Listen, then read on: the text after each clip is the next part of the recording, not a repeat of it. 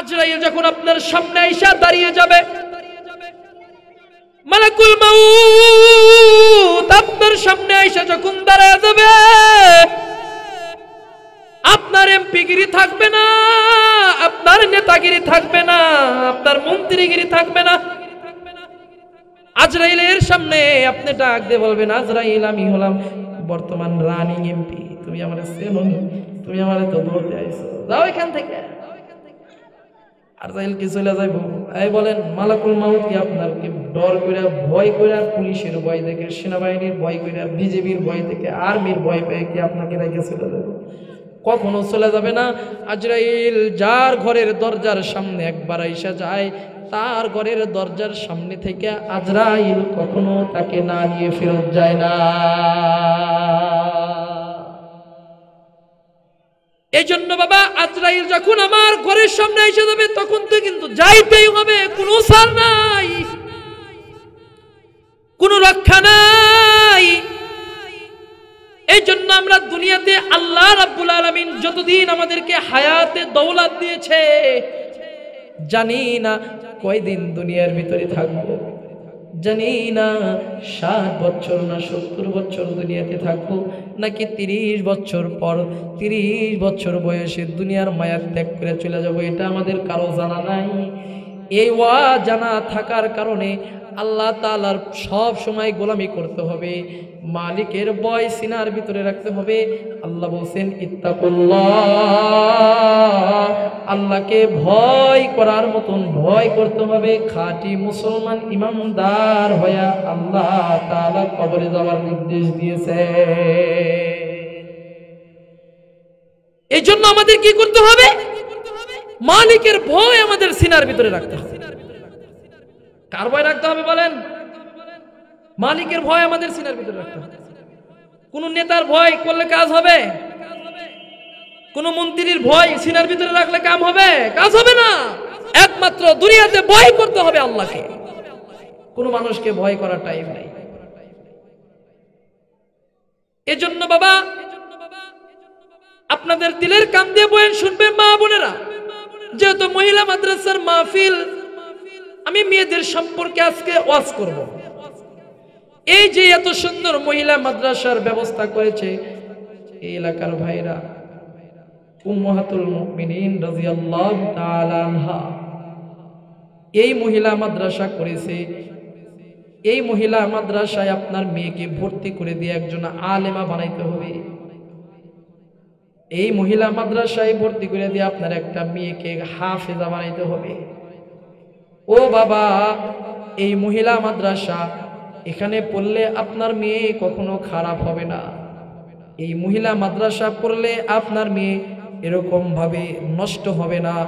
মহিলা মাদ্রাসায় আপনার মেয়ে পড়লে আপনার মেয়ে সুন্দর হবে, সুশিক্ষায় শিক্ষিত হবে, সুন্দর একটা ঘরের ভিতরে মোল্লা জামাই আপনার ঢুকবে। আর ওই মহিলা মাদ্রাসায় যদি মেয়েকে ভর্তি করে কোরআন পড়া শেখান, আপনার মেয়ে সুন্দর করে পর্দা পুশিতে শিখবে। এখন আপনার মেয়েকে ইউনিভার্সিটিতে দিছেন, কলেজে দিছেন, আপনার মেয়ের 20 বছর হয়ে গেছে, 15 বছর হয়ে গেছে, আপনার মেয়ে এখনো নামাজ পড়তে পারে না, আপনার মেয়ে এখন পর্যন্ত পর্দা কি বুঝে না। অনেক জায়গায় গেছি, একদিন তোমারি না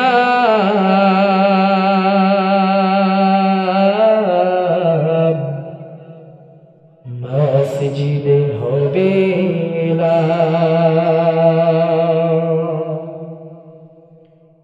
একদিন তোমারি না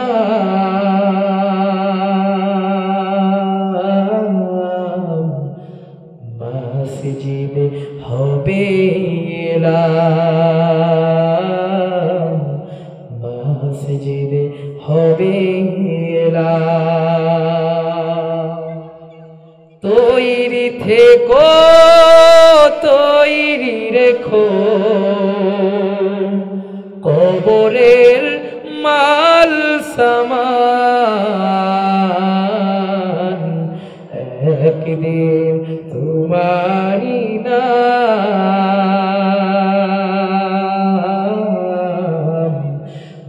মসজিদে হবে এলাম, মসজিদে হবে এলাম।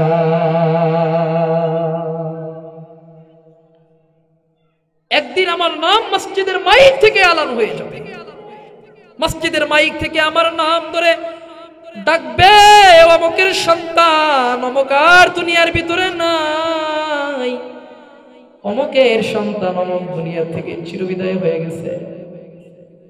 সকালবেলা ফজরের নামাজের পর গ্রাম অঞ্চলে শোনা যায়, সকালবেলা ভোরের রাত্রিতে শোনা যায় একটি শোক সংবাদ, একটি শোক সংবাদ, অমুক পাড়া নিবাসী অমুকের সন্তান আর দুনিয়াতে নাই।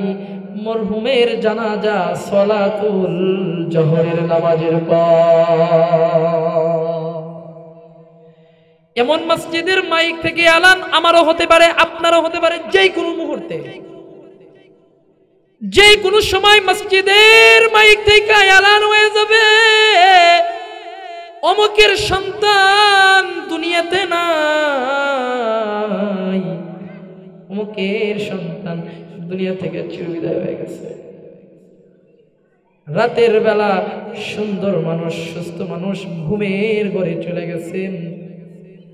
গভীর রজনীতে ঘুমের ঘরে চলে যাওয়ার পরে সকালবেলা আপনার স্ত্রী আপনার পাশে এসে ডাকে, স্বামী গো, সন্তান আপনার পাশে এসে ডাকে, আব্বু আব্বু ওঠো, 10টা বেজে গেছে, তুমি কি উঠবা না?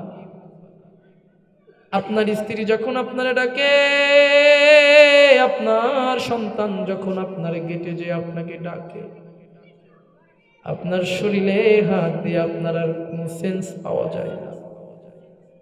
আপনাকে বারবার বাবা বাবা বাবা বলে ডাকতে ডাকতে আপনার আর কোনো সেন্স নাই। আপনার স্ত্রী একটা চিৎকার দিয়ে বলবে, আমার স্বামী আর দুনিয়াতে নেই। মহিলাদের স্বামী ডাকতে বলবে, আমার স্ত্রী আর দুনিয়াতে নাই, আমার স্বামী চলে গেছে, আমার স্ত্রী চলে গেছে, তোরা কই রে, আয়। সবাই আপনার বাড়ির উঠানে ভিড় করে ফেলবে। ও বাবা, কোন দুনিয়ার মায়ায় তুমি পড়ে আছো বাবা? ও বাবা, কোন দুনিয়ার পিছনে তুমি পড়ে আছো? রাতের বেলা ঘুমিয়ে গেলা, সকাল বেলা আর তুমি সকাল তুমি দেখতে পারলা না, সূর্য মামা তুমি দেখতে পারলা না, তার আগে তোমার জীবনটা চলে গেল, চক্ষুটা বন্ধ হয়ে গেল। কোন দুনিয়ার পিছনে পইরা তুমি কবরকে ভুলে গেছ? কোন দুনিয়ার পিছে তুমি পইরা আল্লাহ তাআলাকে ভুলে গেছো বাবা? আল্লাহ তাআলা বলেন, ইয়া আইয়ুহাল্লাযীনা আমানুত্তাকুল্লাহা হাক্কা তুকাতিহি ওয়া লা তামুতুন্না ইল্লা ওয়া আনতুম মুসলিমুন। বান্দারে, আমি আল্লাহকে ভয় করো, বান্দারে আমি আল্লাহকে ভয় করার মতন ভয় করো। ও বান্দা, আমি আল্লাহকে ভয় করো, ইমানদার না হইয়া তোমরা অন্ধকার কবরের ভিতরে যাইও না। এখন আমাদের প্রশ্ন, আমরা মুসলমান হতে পারছি কিনা এটা আমাদের কারো জানা নাই। এখন আমরা ইমানদার হতে পারছি কিনা এটা আমাদের জানা নাই। এখন আমরা আল্লাহ তাআলার পেয়ারা বান্দা হছি কি এটা আমাদের কারো জানা নাই। এখন আমাদেরকে আল্লাহ তাআলার পেয়ারা বান্দা হয়ে দুনিয়ার থেকে বিদায় নিতে হবে। এখন আল্লাহ তাআলার খাঁটি একজন বান্দা হয়ে, আল্লাহ তাআলার পেয়ারা বান্দা হয়ে আমাদেরকে দুনিয়া থেকে চিরবিদায় হতে হবে। কেন নয়, আজরাইল কখন কার নিকটে আইসা যায় এটা অজানা। আপনি সকালবেলা বাড়ির থেকে হাঁটতে বের হয়েছেন আপনাদের বাজার স্টেশনের উদ্দেশ্যে, মাঝ পথে আপনি চলে গেছেন, এমন সময় রাস্তার মাঝখানে আপনি পড়ে গেছেন, সবাই আপনাকে ধরাধরি করিয়া আপনার মাথায় পানি দিয়ে দিছে, তাড়াতাড়ি করিয়া আপনারে ধরাধরি করিয়া সিরাজগঞ্জ সদর হাসপাতালে আপনারে লয়ে গেছে। নিয়ে যাওয়ার পর চিকিৎসকেরা আপনাকে মৃত ঘোষণা করছে। আপনি গেলেন বাজারে বাজার করার জন্য, কিন্তু মাঝখানের পথে যাই আপনি লাশ হয়ে গেলেন, লাশ। এই জন্য এই ছোট জীবন নিয়ে কেউ বড়াই করবেন না, অহংকারী করবেন না, তাকাব্বুরি করবেন না।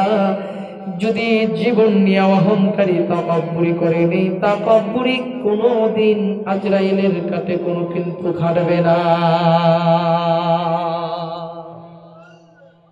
আজরাইল যখন আপনার সামনে আইসা দাঁড়িয়ে যাবে, মালাকুল মাউত আপনার সামনে আইসা যখন দাঁড়িয়ে যাবে, আপনার এমপিগিরি থাকবে না, আপনার নেতাগিরি থাকবে না, আপনার মন্ত্রীগিরি থাকবে না। আজরাইলের সামনে আপনি ডাক দিয়ে বলবেন, আজরাইল আমি হলাম বর্তমান রানিং এমপি, তুমি আমার চেনো, তুমি আমার তো ধরতে আইছো, যাও এখান থেকে। আজরাইল কি চলে যাইব? এই বলেন, মালাকুল মাউত কি আপনার কি ডর করে, ভয় করে, পুলিশের ভয় থেকে, সেনাবাহিনীর ভয় করে, বিজেপির ভয় থেকে, আর্মির ভয় পেয়ে কি আপনাকে রেখে চলে যাবে? কখনো চলে যাবে না। আজরাইল যার ঘরের দরজার সামনে একবার আইসা যায়, তার ঘরের দরজার সামনে থেকে আজরাইল কখনো তাকে না নিয়ে ফেরত যায় না। এই জন্য বাবা, আজরাইল যখন আমার ঘরের সামনে এসে যাবে, তখন তো কিন্তু যাইতেই হবে, কোনো ছাড় নাই, কোনো রক্ষা নাই। এই জন্য আমরা দুনিয়াতে আল্লাহ রাব্বুল আলামিন যতদিন আমাদেরকে হায়াতে দৌলত দিয়েছে, জানি না কয়দিন দুনিয়ার ভিতরে থাকবো, জানি না 60 বছর না 70 বছর দুনিয়াতে থাকবো, নাকি 30 বছর পর 30 বছর বয়সে দুনিয়ার মায়া ত্যাগ করে চলে যাবো, এটা আমাদের কারো জানা নাই। এই জানা থাকার কারণে আল্লাহ তাআলার সব সময় গোলামি করতে হবে, মালিকের ভয় সিনার ভিতরে রাখতে হবে। আল্লাহ বলছেন, ইত্তাকুল্লাহ, আল্লাহকে ভয় করার মতন ভয় করতে হবে। খাঁটি মুসলমান ইমানদার হয়ে আল্লাহ তাআলা কবরে যাওয়ার নির্দেশ দিয়েছে। এই জন্য আমাদের কি করতে হবে?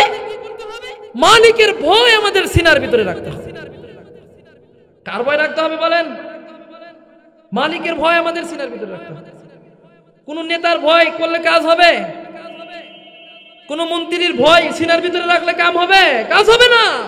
একমাত্র দুনিয়াতে ভয় করতে হবে আল্লাহকে, কোন মানুষকে ভয় করার টাইম নাই।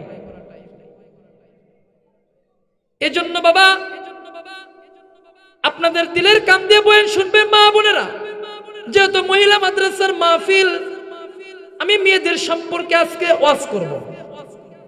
এই যে এত সুন্দর মহিলা মাদ্রাসার ব্যবস্থা করেছে এই এলাকার ভাইরা, উম্মাহাতুল মুমিনিন রাদিয়াল্লাহু তাআলা আনহা এই মহিলা মাদ্রাসা করেছে।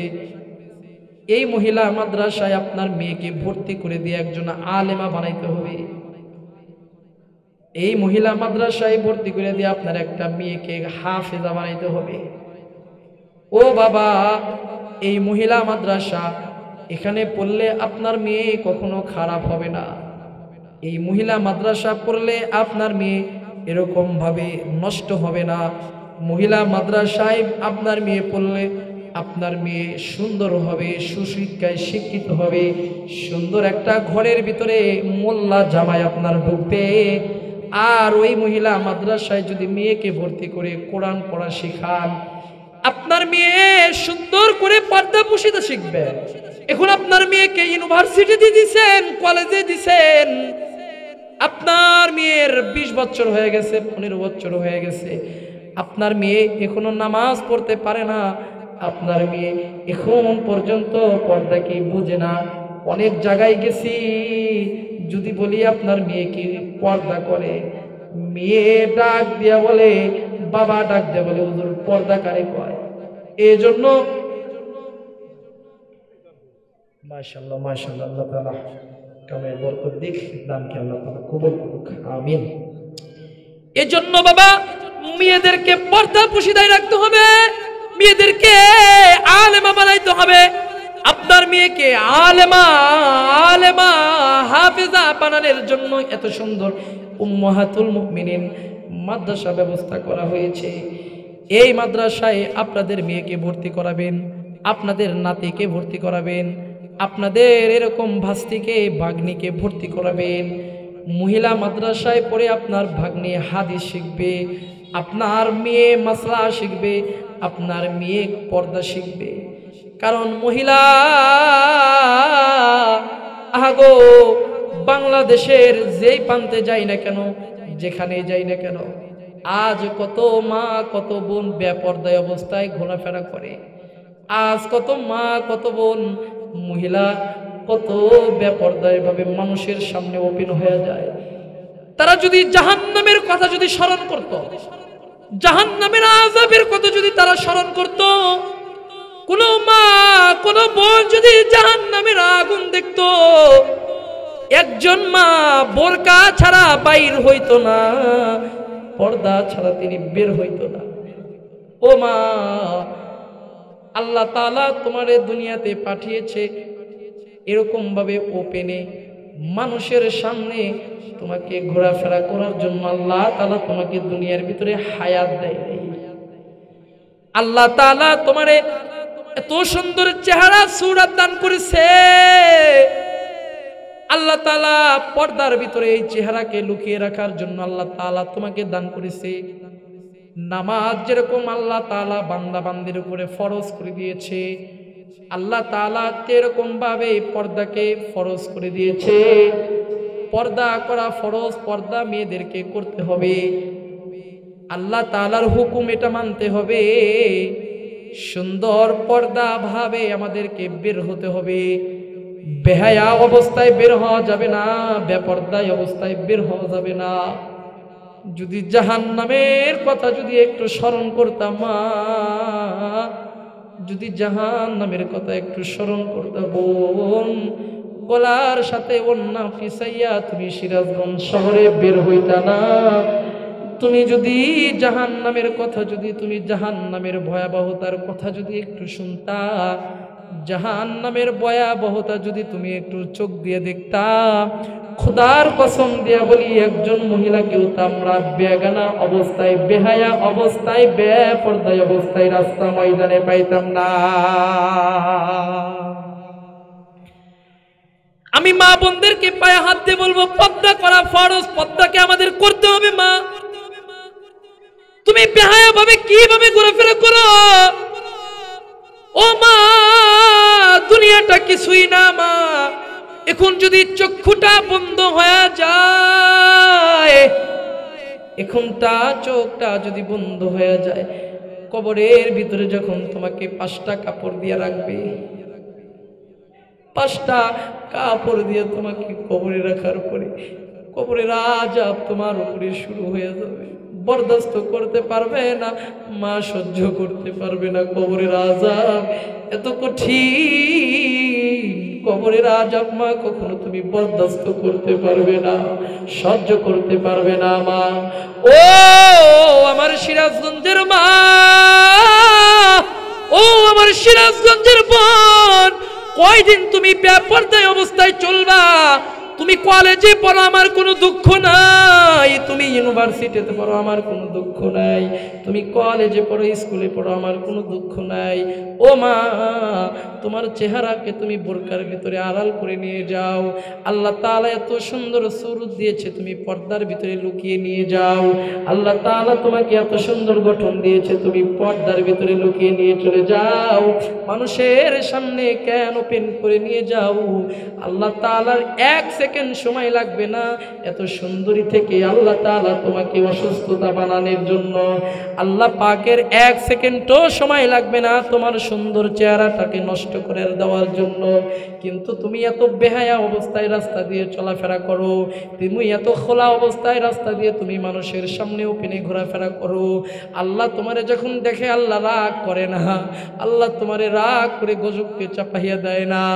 আল্লাহ সুযোগ দিয়ে দেয়, আমার বান্দি আমার নিকটে আসবে, তওবা করবে, আমার বান্দি আমার কাছে খালেস দিলে তওবা করবে, আমি আমার বান্দির দোয়াকে কবুল করব। আমি আমার বান্দিকে হেদায়েত দিয়ে দেব। ও মা, কোন আল্লাহর সাথে তুমি দুশ্মনী করো, কোন আল্লাহর দেওয়ার চেহারা নিয়ে আজকে বেপরদায় ভাবে ঘোরাফেরা করো। কবরের ভয়াবহ আযাব তুমি সহ্য করতে পারবে না, কবরের ভয়াবহ আযাব তুমি বরদাস্ত করতে পারবে না, কবরের ভিতরে আযাব তুমি সহ্য করতে পারবে না।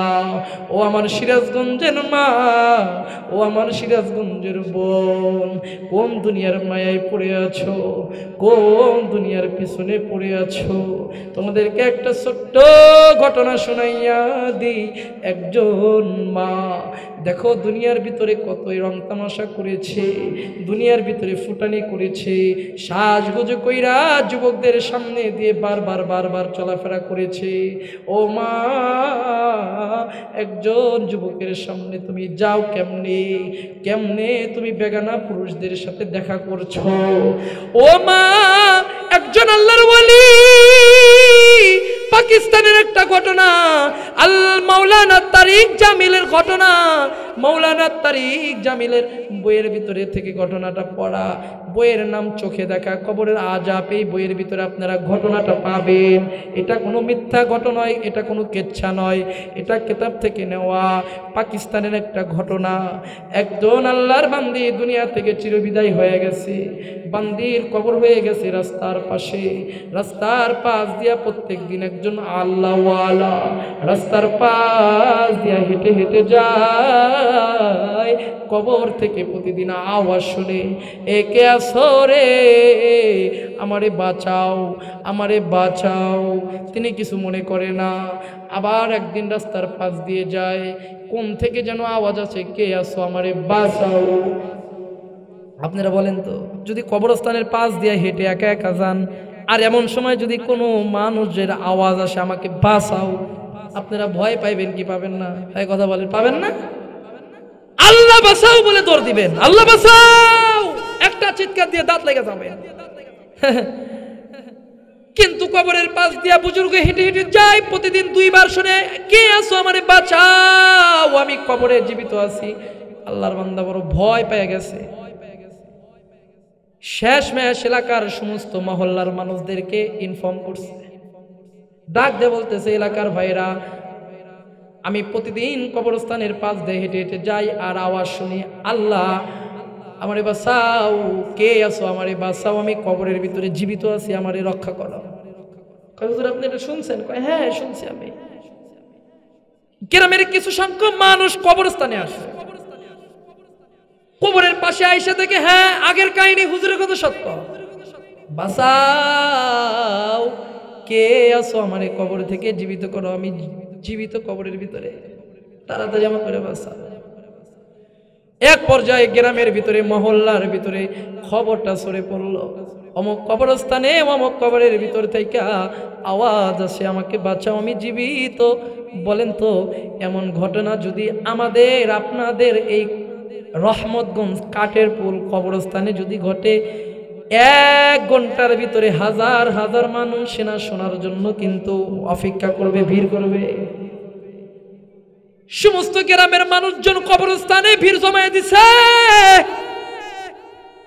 সবাই আওয়াজ শুনে, আমাকে বাঁচাও, আমি কবরে জীবিত। এক পর্যায়ে বড় একজন আল্লাহওয়ালার কাছে যায়, বলতেছে, বুজুর্গ এমন ঘটনা, কবরস্থানের ভিতর থেকে, কবরের ভিতর থেকে আওয়াজ আসে, আমাকে বাঁচাও, কি করা যায়, কবরটা কি খনন করা যাবে? ও আমার সিরাজগঞ্জের আম্মারা, ও আমার সিরাজগঞ্জের বোনরা, দিনের কান দিয়া, দিলের কান দিয়া, অন্তরের কান দিয়া বয়ানটা শুনবেন, আমলের নিয়তে শুনবেন। বুজুর্গ ডাক দেয়া বলতেছে, যেহেতু মহল্লার সমস্ত মানুষ এই সুন্দর ঘটনা শুনছে, কানে শুনছে, তাইলে কবরটা খনন করে দেখা যাক কি অবস্থা। গ্রামের সবাই কবরস্থানে উপস্থিত হয়ে গেছে, কবর খনন করার জন্য মানুষ কাজে লেগে গেছে, কবর খনন করতেছে, কবর খনন করতেছে।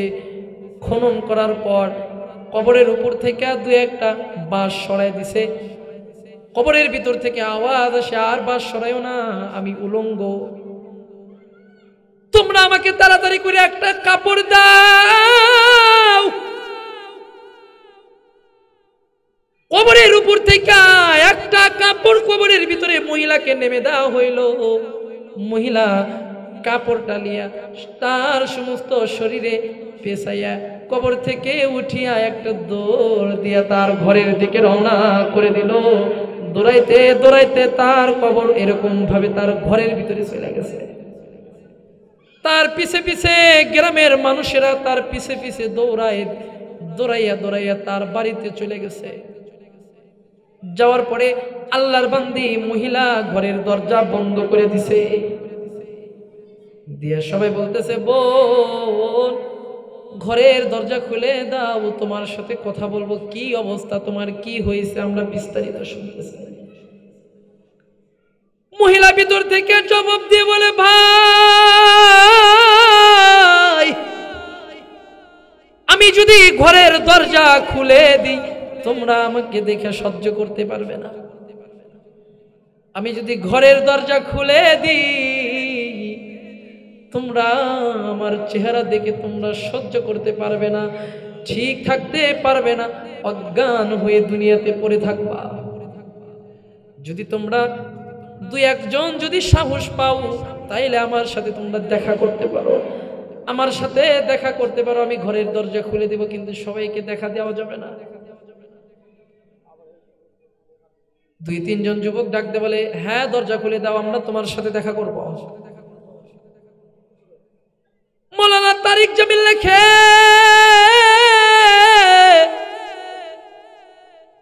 ঘরের দরজা মহিলা খুলে দিল। তিনজন যুবক ঘরের ভিতরে প্রবেশ করলো। মহিলা অন্যদিকে ঘুরে আছে, ডাক দিয়ে বলল, বোন কি অবস্থা তোমার, ঘুরিয়ে তাকাও। মহিলা যুবকদের দিকে ঘুরছে, দেখতেছে যুবকরা দেখে অজ্ঞান হয়ে ঘরের ভিতরে পড়ে গেছে গা। যাওয়ার পরে এক পর্যায়ে যুবকদের সেন্স আসলো, ডাক দিয়ে বলতেছে, বোন তোমার এই অবস্থা কেন, তোমার শরীরের এই অবস্থা কেন, তোমার মাথার এই অবস্থা কেন, তুমি কি বর্ণনাগুলো আমার দিবা? এমন তো অবস্থায় মহিলা ডাক দিয়ে বলতেছে, ভাইরা শোনো, আল্লাহ রব্বুল আলামিন আমারে হায়াত দিয়া দুনিয়াতে পাঠাইছিল। আল্লাহর দেওয়া হায়াত পাইয়া, আল্লাহর দেওয়া সৌন্দর্য পাইয়া আমি এই সৌন্দর্যের কদর করি নাই। মালিকের দেওয়া সৌন্দর্যকে আমি কদর করি নাই। পর্দার ভিতরে আমি থাকি নাই, আমি সুন্দর করে সাজুগুজু কইরা আমি দুনিয়ার মানুষের সামনে দিয়ে হাঁটাচলা করেছি। আমি এমন ভাবে সাজগুজ করতাম ভাই, আমি এমন সুন্দর করে সাজুগুজু করে আমি রাস্তা দিয়ে হেঁটে যেতাম, রাস্তার সমস্ত মানুষেরা আমার দিকে চেয়ে থাকতো। আমি আমার মাথার চুল সুন্দর করে শ্যাম্পু করে উড়াইতাম, মানুষেরা যুবকরা আমাকে দেখে শীষ মারত। আমি হাতের ভিতরে নখের ভিতরে আমি লেগ পালিশ মারতাম, আমি ঠোঁটের ভিতরে আলকারটা মেরে মেরে ঘুরতাম। ও ভাই আমি দুনিয়াতে ভুরু পেলা করে দুনিয়াতে ঘোরাফেরা করতাম। আমি বুঝি নাই হায়াত, আমি বুঝে তো তাই নয়, মৃত্যুর পরে কবরে যাওয়া মাত্রই জাহান্নামের ফেরেশতা জাহান্নামের জামরা দিয়ে আমার হাতের নখের চারাগুলো এরকম ভাবে টেনে টেনে খোলা হয়েছে। শুধু তাই নয়, আমার মাথার চুলগুলা জাহান্নামের এরকম ভাবে জাহান্নামের যন্ত্র দিয়া আমার মাথার চুলগুলা টেনে টেনে খোলা হয়েছে। আমার মাথার চুল যখন টান দিত আমার মাথার মগজগুলা চুলের সাথে উঠে যাইতো। এই জন্য আমি সিরাজগঞ্জের মা বোনদেরকে বলতে চাই, মা সহ্য করতে পারবেন না, কবরের আযাব বরদাস্ত করতে পারবেন না। ও মা, জাহান্নামের আগুন বরদাস্ত করতে পারবেন না। কেন আপনি আজকে বেহায়া অবস্থায় আপনি দুনিয়াতে চলাফেরা করতেছেন?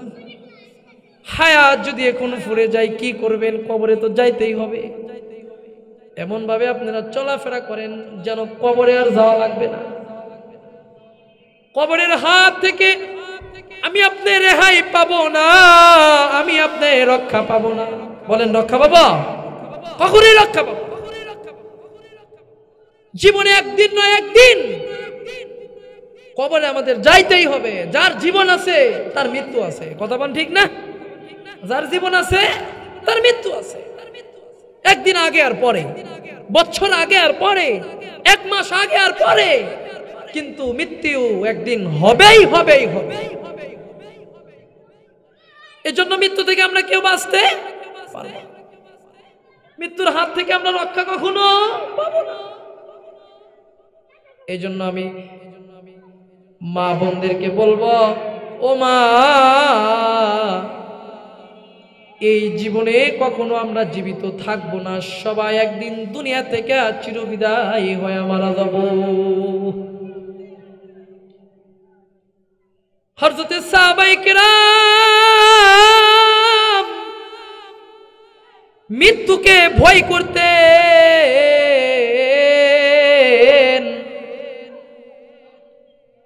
তারা এরকম ভাবে মরণকে ভয় করতেন। সাহাবায়ে আজমাইন তারা মৃত্যুকে কঠিন ভয় করতেন। আল্লাহর নবীর স্ত্রী হযরতে খাদিজা